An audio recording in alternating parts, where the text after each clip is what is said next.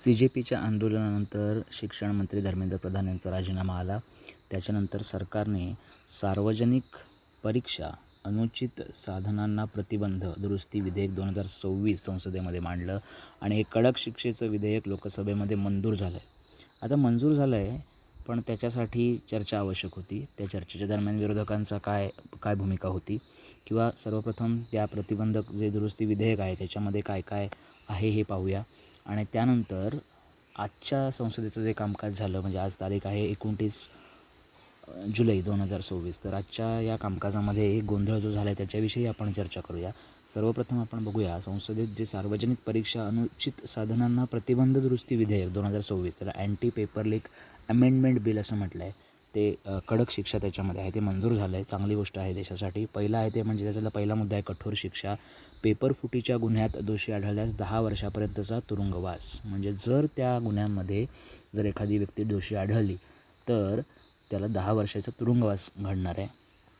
मग मला अशी आशा आहे की दोन्ही, म्हणजे जे पेपर लीक करणारे आहेत आणि त्या लीक झालेला पेपर खरेदी करणारे जे आहेत किंवा तो पेपर मिळवणारे जे आहेत, आणि तो आता सोशल मीडियाचा जमाना आहे, व्हॉट्सॲपवरती फॉरवर्ड केलं जातं, टेलिग्रामवरती फॉरवर्ड केलं जातं, तर ते करणाऱ्यांनाही त्याच्यामध्ये दोषी म्हणून धरलं पाहिजे असं आपण मागणी खरी केली पाहिजे. त्यानंतर मोठा दंड ठोठावला आहे. 50 लाख ते 10 कोटी रुपयापर्यंतच्या आर्थिक दंडाची तरतूद त्याच्यामध्ये आहे. 50 लाख ते 10 कोटी खूप मोठी रक्कम आहे. म्हणजे 3 वर्षाचा कालावधी प्लस हे 10 कोटी रुपये जर भरायची वेळ आली तर निश्चितच एखादी व्यक्ती म्हणजे त्याच्या आयुष्याचं पूर्ण त्याच्यामध्ये मातेरं होऊ शकतं. म्हणून मुळातच त्याने अशा प्रकारचं कुठलंही अनुचित साधनं त्या ठिकाणी अनुचित प्रकार करू नये, हा त्याच्या पाठीमागचा हेतू आहे. याचा तर दुसरी गंमत अशी आहे की मोठा जरी दंड असला किंवा शिक्षेची तरतूद ही खूप मोठी आहे, पण शिक्षेच्या भीतीने लोक गुन्हा करणार नाहीत.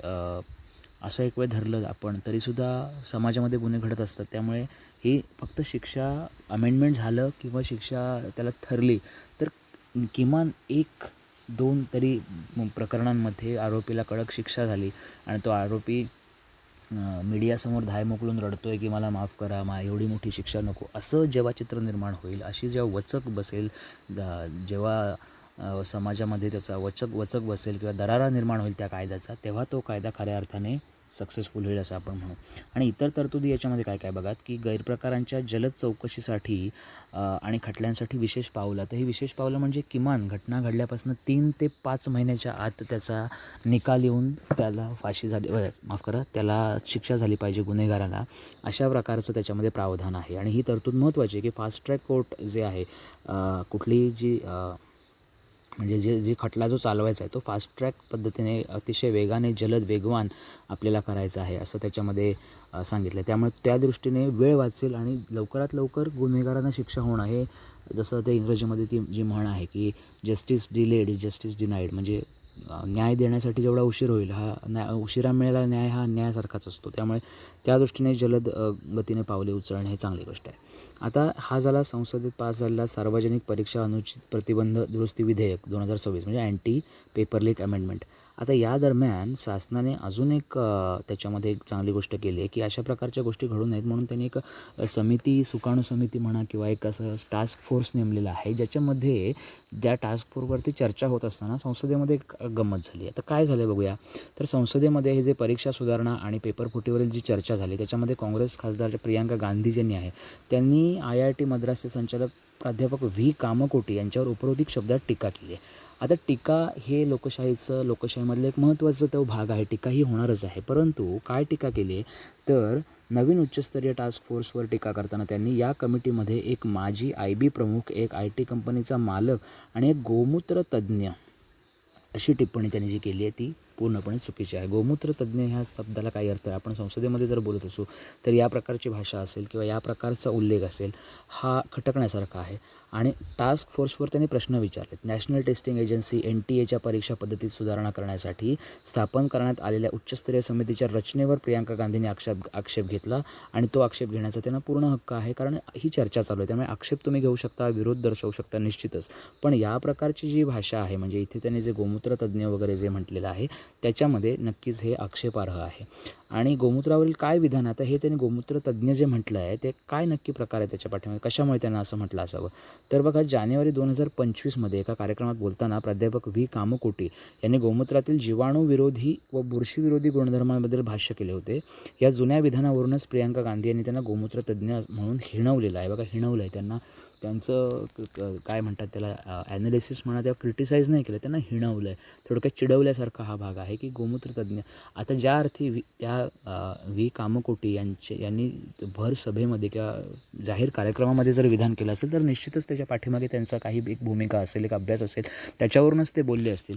पण त्या पद्धतीने कुठले, कारण बऱ्याच वेळेला तुम्ही जर पाहिलं सोशल मीडियामध्ये अनेक वेळेला गोबर भक्त, अंधभक्त किंवा गोमूत्र पिणारे अशा पद्धतीने हेटाळणी केली जाते.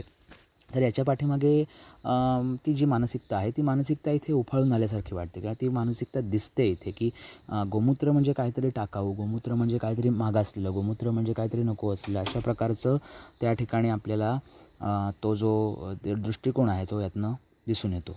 आता संसदेतील प्रतिक्रिया काय आहेत बघा. प्रियांका गांधी यांच्या या वक्तव्यानंतर सत्ताधारी भाजप खासदारांनी, जसे की त्याच्यामध्ये अनुराग ठाकूर आहेत, त्यांनी तीव्र आक्षेप घेतला आणि एक नामवंत शास्त्रज्ञाचा व शिक्षणतज्ज्ञाचा हा अपमान असल्याचं म्हटलं आहे. आता आपण त्याच्यासाठी प्राध्यापक व्ही कामकोटी यांची ओळखही करून घेणार आहोत. पण सगळा जो विषय चाललेला आहे किंवा जे काही परीक्षाविषयी जे काही चर्चा चाललेली आहे किंवा पेपर फुटीसंदर्भात, हा शिक्षण क्षेत्राशी तो सगळा संबंधित विषय आहे. आणि शिक्षण क्षेत्राशी संबंधित असलेल्या विषयामध्ये एक विधेयक येतं, एक अमेंडमेंट बिल येतं आणि त्याच्या चर्चेदरम्यान त्या शिक्षण क्षेत्रामध्ये काम करणाऱ्या एका तज्ज्ञाची खिल्ली उडवली जाते. म्हणजे हे किती हास्यास्पद आहे. तर त्या शिक्षण तज्ज्ञाचा अपमान तर झालाच आहे, पण त्यासोबतच शिक्षण व्यवस्थेवरती सुद्धा, त्या शिक्षण व्यवस्थेशी संबंधित चर्चा जर सुरू असताना त्यामध्ये अशा प्रकारचं हिणवण्याचं किंवा अशा प्रकारचं अपमानास्पद बोलण्याचं काही तसा हशील दिसत नाही. कारण विरोध असू शकतो एखाद्या गोष्टीला किंवा एखाद्या गोष्टीच्या बाबतीमध्ये काही वेगळे सूचना असू शकतात, बदल सुचवले जाऊ शकतात. पण त्याच्यासाठी या पद्धतीची टीका टिप्पणी करणं हे थोडंसं कुठेतरी संसदीय वातावरणामध्ये म्हणा किंवा जी काही संसदीय कार्यप्रणाली आहे त्याच्यामध्ये कुठेतरी नक्कीच आक्षेपार्ह ही बाब होते.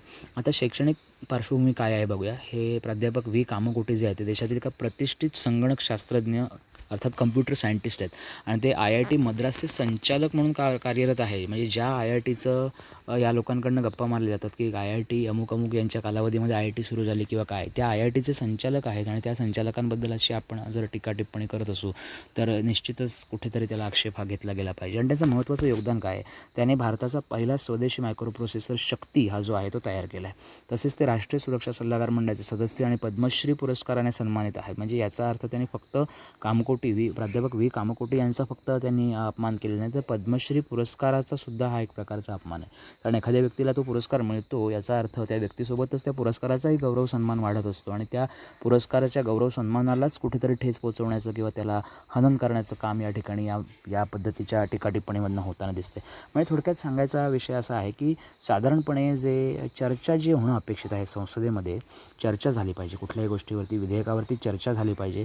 पण मुळामध्ये जे विरोधकांचा जो काही स्टान्स दिसतोय तो मुळात चर्चा होऊच द्यायची नाही, हा पहिला मुद्दा.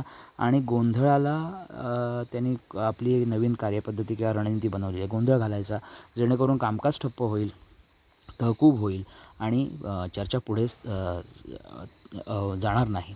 आता असं ठप्प करून किंवा गोंधळ घालून गेल्या 12 वर्षामध्ये आपण पाहतो आहोत की असा कुठल्या प्रकारचा फायदा या संपूर्ण व्यवस्थेला झाला याचा विचार म्हणजे देशाला त्याचा काय फायदा झाला. ठीक आहे, चुकीच्या मुद्द्यांना विरोध झाला पाहिजे किंवा चर्चा झाली पाहिजे, पण अभ्यासपूर्ण मत व्यक्त झालं पाहिजे आणि अशा पद्धतीने युक्तिवाद खरा झाला पाहिजे की सरकारला प्रश्न पडला पाहिजे की अरेच्या, आपण नक्की हे अभ्यास करूनच बिल मांडलेलं आहे का किंवा आपल्याकडनं हा मुद्दा कसा काय निसटून गेला, असं सरकारच्या थिंक टँकला हा प्रश्न पडला पाहिजे. अशा पद्धतीनं जर आपण त्याला विरोध केला, अशा प्रकारे जर ती चर्चा झाली तर निश्चितच देशाला काहीतरी चांगलं बघायला मिळेल आणि लोकसभेचं कामकाज जे चालतं, लोकसभेवरती त्या ज्या अधिवेशनांवरती कोट्यावधी खर्च होतात जनतेच्या पैशातनं, तर त्याचं कुठेतरी फलित किंवा त्याचं काहीतरी चांगलं झालं असं म्हणण्याची एक समाधान आपल्याला मिळेल. की मी तर म्हणेन की ठीक आहे, जरी एक आपण धरून चालू की विरोधकांचा आजचा जो गोंधळ होता म्हणजे विधेयक मांडत असतानाचा, त्या गोंधळाला पाठिंबा दिला आणि आपण बिल कॅन्सल केलं, तर मग पुढे काय करणार आहोत आपण. ते बिल कॅन्सल झालं तर पुढे त्याच्यावरती आपल्याकडे काय त्याच्यामध्ये कन्स्ट्रक्टिव्ह काही आपल्याकडे आहे का? तर ते तसं नाही आहे. म्हणजे सरकार जे काही मांडेल त्याच्यावरती चर्चात्मक बाजूने विरोध करण्याच्या ऐवजी फक्त गोंधळ करायचा. आणि हे दुसरी महत्त्वाची गोष्ट म्हणजे असं नाही आहे की हे फक्त आत्ताच विरोधी पक्षांकडनं होतं आहे. दुसऱ्याच पक्षांचं सरकार असतानासुद्धा विरोधी पक्षात जे होते त्यांनी हे केलेलं आहे. त्यामुळे चर्चा होते संसदेमध्ये, तर खरोखरच चर्चा होते का याच्यावरती एक मोठं प्रश्नचिन्ह निर्माण व्हावं अशी परिस्थिती आपल्या देशामध्ये आता तयार झाली आहे. आणि दुसऱ्या एक महत्त्वाची गोष्ट याच्यामध्ये अशी दिसते की CJPचा प्रोटेस्ट हा त्या संपूर्ण परीक्षा पद्धतीमध्ये एक रिफॉर्म यावं या दृष्टीने होती. आणि ह्या रिफॉर्मसाठी आपल्या गव्हर्नमेंटने एक बिल संसदेमध्ये घेऊन आले आणि ह्या बिलवरती चर्चा होण्याच्या ऐवजी आपल्याला तिथे गोंधळ पाहायला मिळाला किंवा ती चर्चा होऊच दिली गेली नाही. मग इथे माझं असं म्हणणं आहे की CJPने खरं विरोधी पक्षाला त्यांनी धारेवर धरायला पाहिजे की ही चर्चा तुम्ही घडू द्या, ही चर्चा होऊ द्या. भलेही तुम्ही या बिलाला पाठिंबा दर्शवू नका, पण त्या चर्चा होऊ दे. कारण जेव्हा चारी बाजूनी जेव्हा मतांतरं किंवा चारी बाजूनी जेव्हा चर्चा होतील तेव्हा खऱ्या अर्थाने यातला जो काही गाभा आहे तो आपल्या सगळ्यांच्या लक्षात येईल आणि त्याच्यावरती अधिक चांगलं म्हणजे सरकारने एक बाजू मांडली असेल तर त्यावर अधिक चांगल्या पद्धतीने प्रकाश पडू शकतो. चर्चा झाली भलेही विरोधी सुरातनं ती चर्चा होईल, सरकारच्याही लक्षात अनेक नवीन मुद्दे येऊ शकतात आणि ज्यातनं ते बिल जे आहे ते अधिक स्ट्रॉंग आपण करू शकतो. कारण हे सगळं जे चाललं आहे ते कोणासाठी चाललेलं आहे, तर विद्यार्थ्यांसाठी चाललेलं आहे. हे आपण पहिल्यांदा लक्षात की विद्यार्थी या आपल्या या सगळ्या प्रोसेसच्या केंद्रस्थानी आहे आणि विद्यार्थी आपलं फ्युचर आहे.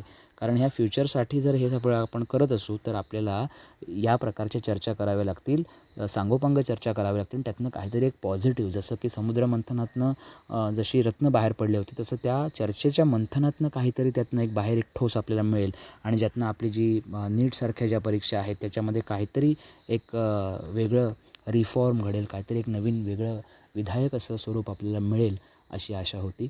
पण तरीही ज्या पद्धतीने व्हायला पाहिजे होती चर्चा तशी होऊ शकली नाही. सरकारने हे बिल पास करून घेतलेलं आहे तरी ठीक आहे. आपण म्हणून चालू आहे की त्यातली पॉझिटिव्ह बाजू हीच आहे की हे बिल जे आहे ते पास झालं आहे आणि आता आपण अशी आशा करूया की ह्या बिल आल्याच्या नंतर जेव्हा हा कायदा बनेल त्यावेळेला तो अतिशय मजबूतीने कार्य करेल आणि इथून पुढे तरी पेपर लीकसारख्या अतिशय समाज विघातक ज्या गोष्टी आहेत त्या घडणार नाहीत आणि विद्यार्थ्यांना एक चांगलं भविष्य मिळेल अशी आशा करूया.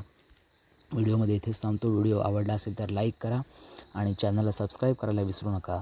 धन्यवाद.